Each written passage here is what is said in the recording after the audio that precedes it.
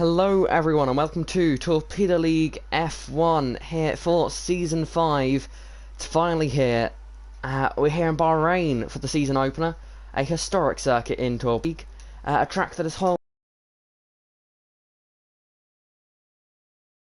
and it is no different this season with all the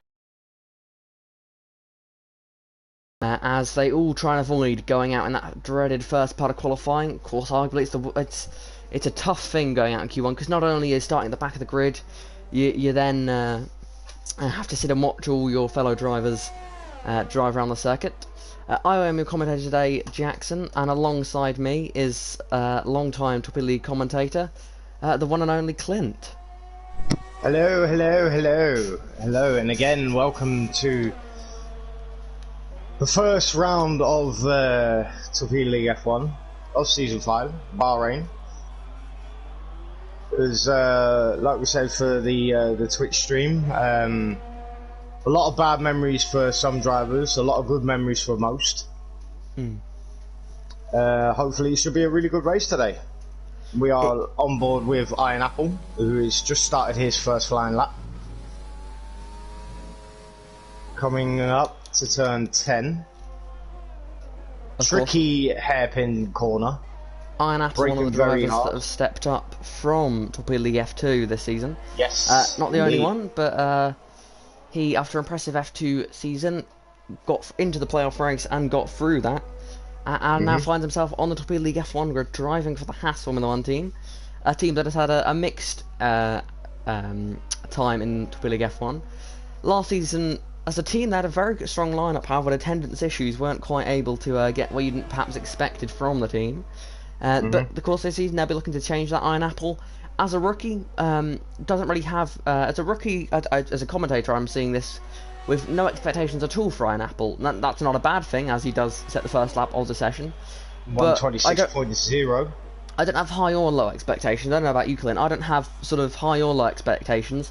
With a rookie coming to Torpedo League F1 with very little experience in the series, you never really know what to expect from a driver. So I only start to sort of form an opinion on what Iron Apple can do after we see him for a few races this season, because especially your first race, it is always tough to get up to speed and get used to the drivers you're racing against. Because whilst you could be a league racer for a long time, every time you're in a new league, it is a whole different environment with...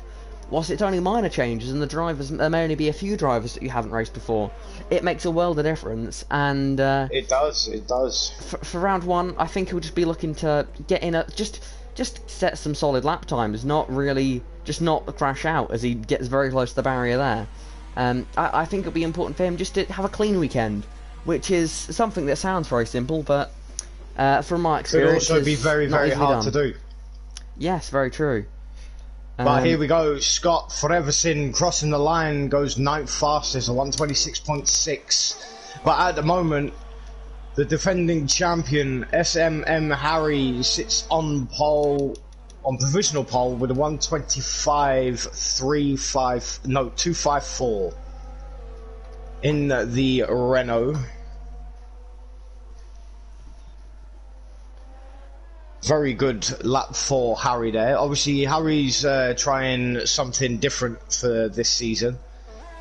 He's trying no ABS and a few other things he's not even having on. So hopefully it will all pay off. And he can get his first win of the new season. And Jake Marsh, 25-1. He goes a 10th faster. So yeah, the Williams driver had a strong sort of season in terms of his raw pace. On many occasions, he showed that he was a driver that could fight at the front of the field. Oh, but definitely. There was just so many races. Yeah, there were so many races where things just didn't go right for him. Whether it was a mistake by him or just getting caught up in an incident. The amount of races he had internet issues in last season, it hurt almost to see it happening to him. But this season, it's a new season. And it's crazy to say that Jake doesn't even have a podium yet. So I think we'll be looking to see that. I think we've got a good chance of seeing Jake get his first podium in round one this season. And to start off by going top of the time sheet in Q1 is a good way to start it. But of course, throughout this qualifying session, expect to see times drop drastically as we make our way through each stage of qualifying, because the track grips up and the drivers grow in confidence. And I expect to see the lap times in the mid 24s. I'd expect the pole time to be a mid 24, mid to high 24. Yeah. But I'd say at this stage, the fact that these guys are not in the 24s yet is not a worry. I'm sure the drivers will of course be striving to get that lap time, but at this stage, with the levels of grip, it's fairly usual to see lap times that are slightly off the pace. And the thing we've got to focus on at the moment is this battle to get out of Q1. And a lot of drivers with less experience could be in that battle to begin with. Exactly. I mean, I've recently spoken to Forever Sin, obviously privately. He said to me that he's not aiming for anything big, but he is aiming to the points, and to stay out of the race. Whatever will be. He's not hoping for anything. Just a bit of inside information for you. But those drivers that are perhaps trying, and I may have to end the stream early here to change my internet over to my Ethernet cable, and get the stream back up. I was going to say it would be a wise idea because you are lagging a fair bit. I know, I have a choice. I either have bad internet or internet that could die at any second. So, thank you Virgin Media for that. Shout out to them for being possibly the worst media in the world.